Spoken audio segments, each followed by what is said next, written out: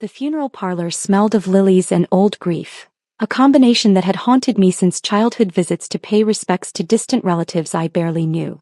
Today was different. Today we were saying goodbye to the one person who had ever truly understood me. My mother, Eleanor Hartwell, lay in the mahogany casket she would have hated for its extravagance, surrounded by flowers from people who had spent years telling her she was wasting her time on her youngest son. I stood in the back corner wearing my only decent black suit, the one I'd bought 3 years ago for job interviews that never led anywhere according to my family's version of my story.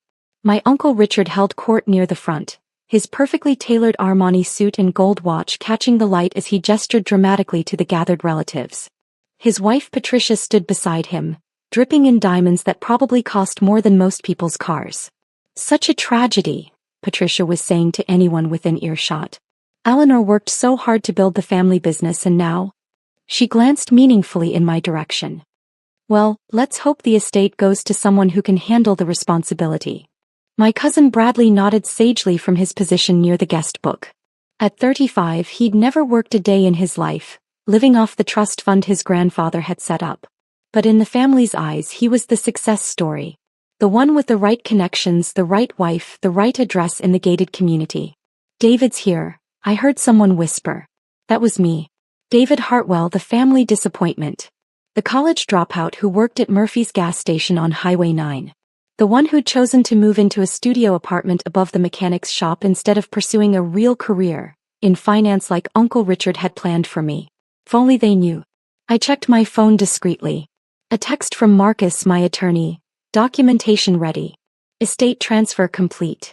Sorry for your loss. Call when you're ready to proceed." Another from Janet, my chief financial officer. "Quarterly reports show 23% growth. The board sends condolences. Take all the time you need." And one from Mom's doctor. "Your mother was proud of you, David. She made sure I knew that before she passed. The secret dies with her as promised." I slipped the phone back into my pocket and walked toward the front of the room. Time to pay my respects before the vultures began circling in earnest. "David," Uncle Richard's voice boomed across the funeral parlor. "There you are. We were wondering if you'd show up." I approached the casket, ignoring his comment. Mom looked peaceful, her silver hair perfectly arranged, wearing the pearl necklace she'd inherited from her own mother. The same necklace Uncle Richard had tried to claim 6 months ago, insisting it was too valuable for someone in my position to safeguard. "She looks beautiful," I said quietly. "Yes, well," Patricia sniffed. "We made sure she had the best. Unlike some people, we understand the importance of maintaining dignity." I bit back my response. They'd chosen the most expensive funeral package available, charging it to Mom's estate account. The same account they'd been eyeing for months, making increasingly obvious hints about how the family assets should be properly managed after her passing. "David," Bradley approached with his usual condescending smile. "Good to see you cleaned up for the occasion. How's the gas station treating you?" "Can't complain," I replied. "Steady work, honest pay." Uncle Richard snorted. "Honest pay? Your mother could have gotten you a position at Hartwell Industries. Real money, real responsibility. Instead..."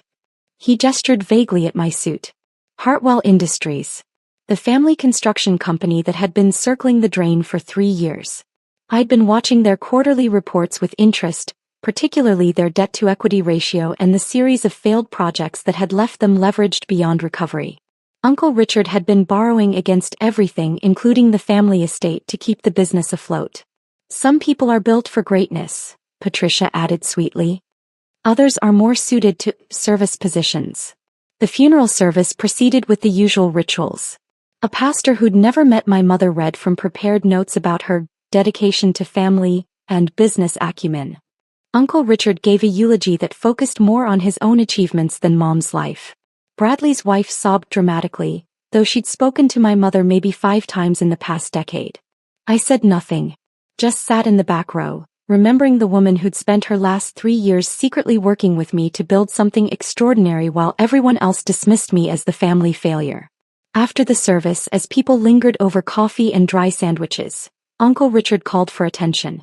"Before we all head to the cemetery," he announced, "I think it's appropriate to address Eleanor's final wishes regarding the estate. Here it comes." I settled back in my folding chair watching the performance. As her eldest surviving relative and executor of the will, Uncle Richard continued, I've reviewed the documentation with our attorneys. The Hartwell family estate, including the house, the business assets, and associated properties, will be distributed among the responsible family members. Patricia nodded approvingly. Bradley straightened his tie. Now we all know Eleanor had a soft spot for David. Uncle Richard's eyes found me across the room. But the estate must go to those capable of preserving the family legacy. We can't have assets squandered on. He paused dramatically. Well, let's just say not everyone is equipped to handle such responsibility. Several relatives murmured agreement. I caught snippets. Always knew David wouldn't amount to much, and Eleanor was too generous with that boy, and gas station attendant, honestly. So, Uncle Richard pulled out a leather portfolio. The estate goes to responsible family members. Not dropouts who work at gas stations. The room fell silent except for the gentle hum of the funeral parlor's air conditioning. Everyone was looking at me, waiting for my reaction to being publicly disinherited at my own mother's funeral. I stood up slowly, reaching into my jacket pocket. That's interesting, Uncle Richard, I said quietly, pulling out my own leather portfolio. Because I have some documents here that tell a different story. His confident smile flickered slightly. David, please don't make this more difficult than it needs to be. Your mother's wishes were very clear. Yes, I agreed, opening my portfolio. They were very clear. Shall I read them? I pulled out the notarized documents, the real ones, and began reading in a clear voice that carried across the suddenly silent room. I, Eleanor Marie Hartwell, being of sound mind and body, do hereby bequeath my entire estate, including all real property, business assets, investments, and personal effects, to my son David Michael Hartwell. The silence was deafening. Furthermore, I continued, I designate David as the sole beneficiary of all trusts, accounts, and holdings previously unknown to other family members, including but not limited to the controlling interest in Meridian Holdings LLC, the parent company of 17 subsidiary businesses across 3 states. Uncle Richard's face had gone white. That's impossible. I'm the executor. I have the will. You have a will, I corrected, still reading. The preliminary document Mom's lawyers prepared to keep you from interfering while she finalized her actual wishes. This is the real will, signed and witnessed just 2 weeks before her death. I looked up at their stunned faces. Oh, and Uncle Richard? About that mortgage on your house in Brookfield Estates? The one you've been struggling to pay since Hartwell Industries started failing? Mom bought that note 6 months ago. Technically, I now own your house. The color drained from Patricia's face. Bradley's mouth hung open like he was catching flies. But how? Patricia whispered. Eleanor worked at the flower shop. She had no money for investments. I smiled, the same quiet smile Mom had taught me years ago. Mom didn't work at a flower shop, Patricia. She owned 17 of them, along with the property management company that controls most of downtown's commercial real estate, and the construction firm that's been underbidding Hartwell Industries on every major project for the past 3 years. Uncle Richard collapsed into the nearest chair. Meridian Holdings, that's been you? That's been us, I corrected. Mom and me. While you all thought I was wasting my life pumping gas, I was actually getting my MBA online and helping Mom build an empire. The gas station job? That was our first acquisition. We bought Murphy's Gas 2 years ago, along with the entire block it sits on. I pulled out my phone, opening the portfolio app I'd developed for tracking our holdings. Would you like to see the current valuation of Mom's estate? The estate that now belongs to me. The number that appeared on my screen made several people gasp audibly. $47.3 million in liquid assets. $126.8 million in real estate holdings. $89.2 million in business valuations. $250 million, I said softly. Built quietly, carefully, while everyone was busy looking down on the family disappointment. Bradley found his voice first. But you work at a gas station. You live in that tiny apartment. I work at a gas station I own, I corrected. And I live in a small apartment because I was saving money to help Mom expand our investments. Funny how frugal living looks like poverty to people who spend money they don't have. I turned to Uncle Richard, who was staring at the documents like they might disappear if he looked hard enough. Speaking of money you don't have, I continued, Hartwell Industries owes approximately $2.8 million to various creditors. Mom's been keeping track of your debts, Uncle Richard. Very carefully. I pulled out another document. This is a notice of default on your corporate loans. Payment was due yesterday. As of this morning, Meridian Holdings has purchased all of Hartwell Industries' debt from your creditors. The implications sank in slowly. Uncle Richard's business, his house, his entire financial life was now under my control. You can't do this, he whispered. We're family. Family, I repeated thoughtfully. Like when you convinced Mom to invest her savings in your construction project 15 years ago. The one that failed and cost her everything she'd saved for retirement. Patricia's hand flew to her throat. They'd never known I knew about that. Or like when you told everyone at Christmas 3 years ago that I was mentally unstable and shouldn't be trusted with responsibility? I continued. That was rich, coming from someone who'd just gambled away $50,000 in Atlantic City and hidden the loss from his wife. Bradley backed toward the door. His own financial situation wasn't much better, and he knew I had the resources to discover exactly how bad it was. Here's what's going to happen, I said, my voice still calm and measured. Uncle Richard, you have 30 days to present a restructuring plan for Hartwell Industries. A real plan with actual accountability and oversight. If you can prove you're capable of running a legitimate business, I'll consider keeping you on as a managed employee. A managed employee? Patricia sputtered. Richard built that company. Richard inherited that company, I corrected, and drove it into the ground through poor management and personal greed. Mom spent 3 years documenting every questionable decision, every financial irregularity, every shortcut that put workers at risk to save money. I opened another folder. Speaking of irregularities, Patricia, we should discuss your involvement in the invoice padding scheme. Yes, I know about that too. Mom's forensic accountant was very thorough. The funeral parlor had emptied except for immediate family. Even the funeral director had retreated, sensing the shift in power dynamics. As for the family house, I continued, Bradley, you and your wife have been living there rent-free for 2 years. Market rate for a property that size is $4,500 per month. You owe $108,000 in back rent, plus utilities and maintenance costs. Bradley's wife started crying. Real tears this time. But I'm not unreasonable, I said. Family is family, as you keep reminding me. So here's my offer. Bradley, there's a position open at Meridian's property management division. Entry-level but honest work with opportunities for advancement based on merit, not birthright. I turned to Uncle Richard. And you can keep your house, Uncle Richard. I'll sell the mortgage back to you at cost with reasonable payment terms. All you have to do is admit that maybe, just maybe, you misjudged the family dropout. The silence stretched for a long moment. Finally, Uncle Richard cleared his throat. David, he said quietly, we had no idea. No, I agreed. You had no idea.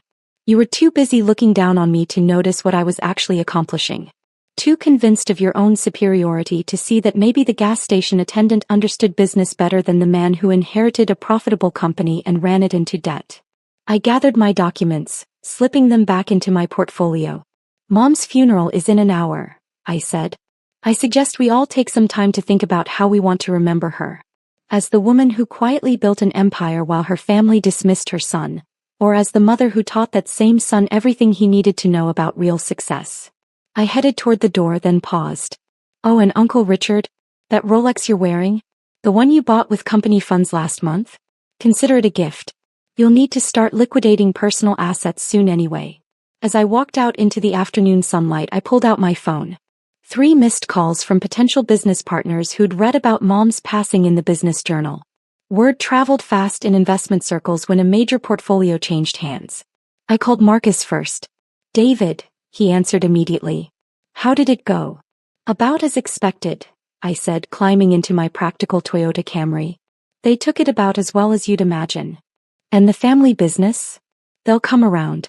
Uncle Richard's pride is bruised, but he's not stupid. He knows I hold all the cards now. What about the personal relationships? I thought about that as I drove toward the cemetery. Mom always said that Real family supports each other's dreams, even when they don't understand them. The rest is just genetics and legal obligations. The cemetery was peaceful, rolling hills dotted with old oak trees. Mom's grave was toward the back, overlooking the valley where she'd grown up. I parked and walked over, carrying the flowers I'd brought from her favorite garden center. Not the expensive arrangements from the funeral, just simple daisies she'd always loved. "Well, Mom," I said quietly, placing the flowers on the fresh grave. "The secret's out. Uncle Richard knows about Meridian Holdings. Patricia knows about the real estate portfolio. Bradley knows about his back rent." The wind rustled through the oak leaves overhead. "You were right about keeping quiet until after the funeral. They needed to show their true colors one more time. Now everyone knows exactly where they stand."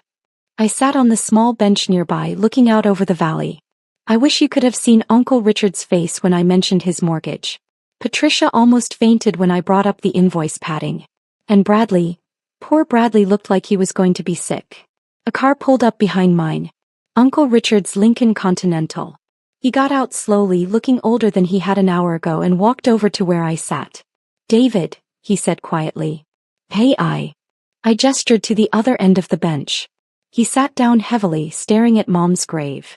"She was always smarter than the rest of us," he said finally. "Even as kids, Eleanor could see things we missed. I should have known she wouldn't just leave you with nothing." "She didn't leave me with nothing, Uncle Richard. She left me with everything I needed to succeed. Knowledge, connections, and most importantly, the understanding that real wealth comes from building something valuable, not inheriting something valuable." He nodded slowly. "I've been thinking about what you said. About the 30-day restructuring plan. And I want to try. Not because I have to, but because maybe it's time I learned how to actually run a business instead of just owning one." I looked at him carefully. "It won't be easy. No more expense account lunches or company cars for personal use. No more hiring your golf buddies for positions they're not qualified for. Everything will be transparent, accountable, measurable." "I understand." He paused. "David, can I ask you something? How long have you known? About Mom's empire, I mean." 3 years, I said. "Since I graduated with my MBA. Mom approached me with a proposition. She had some money saved up and a business plan. She needed someone she could trust to help her execute it. Why didn't you tell us?" I turned to face him fully. "Because every time I tried to suggest improvements to Hartwell Industries, you shut me down. Every time I offered to help with the books or the project management, you reminded me that I was just the college dropout. Why would I share a business opportunity with people who made it clear they thought I was incapable of success?" Uncle Richard flinched. "We were protecting the family reputation." "No," I said firmly.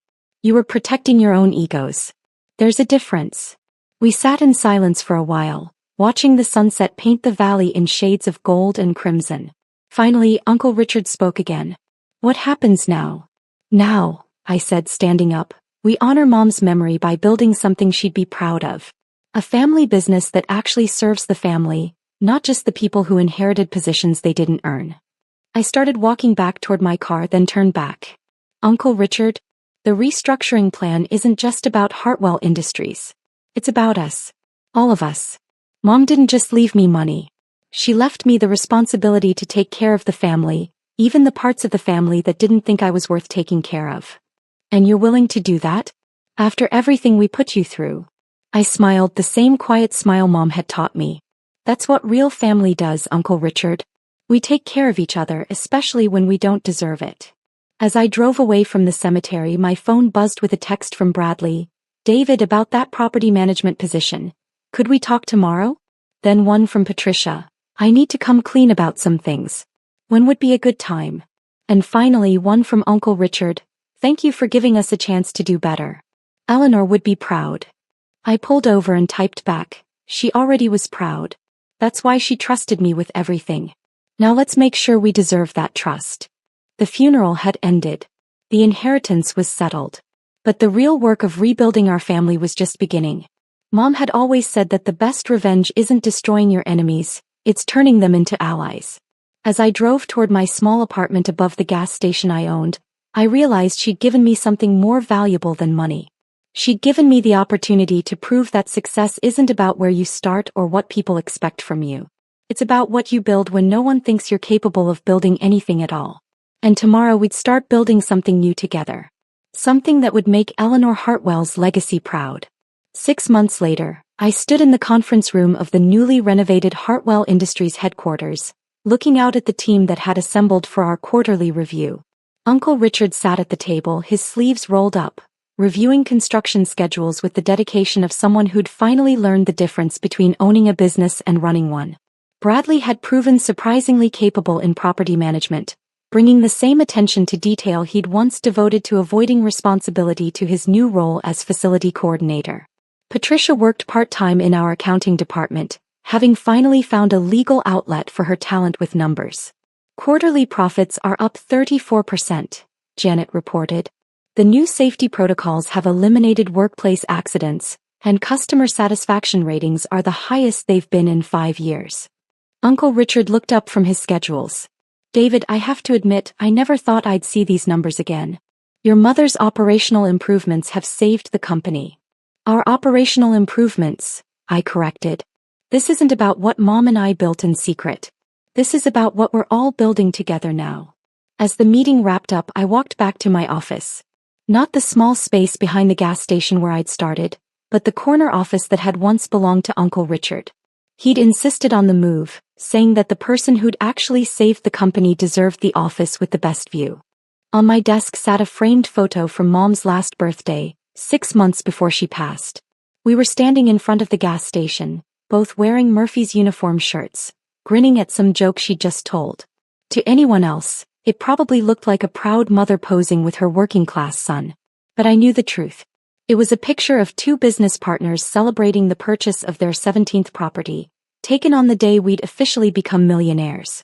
Mom had taught me that the best power is invisible power. The best success is success that nobody sees coming until it's too late to stop it. And the best family is the one you build after the one you inherited shows you who they really are. My phone buzzed.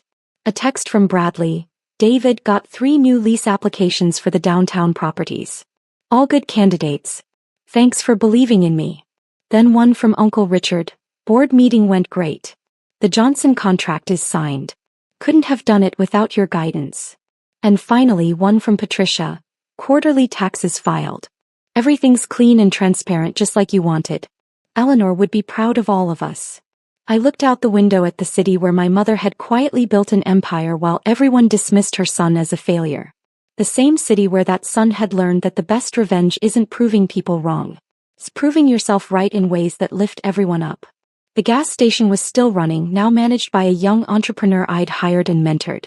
Murphy's had become the first in a chain of service stations that provided fair wages and educational opportunities for employees.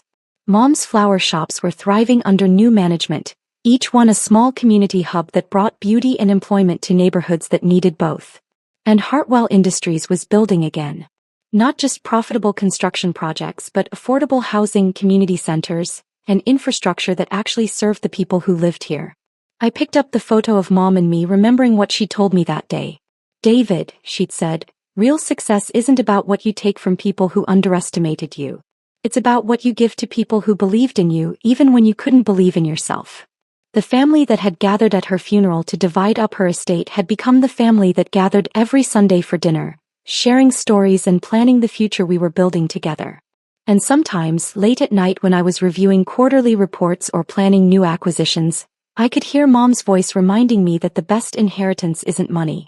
It's the knowledge that you're capable of building something extraordinary, even when everyone else thinks you're just pumping gas and dreaming too big. The empire was ours now. All of ours.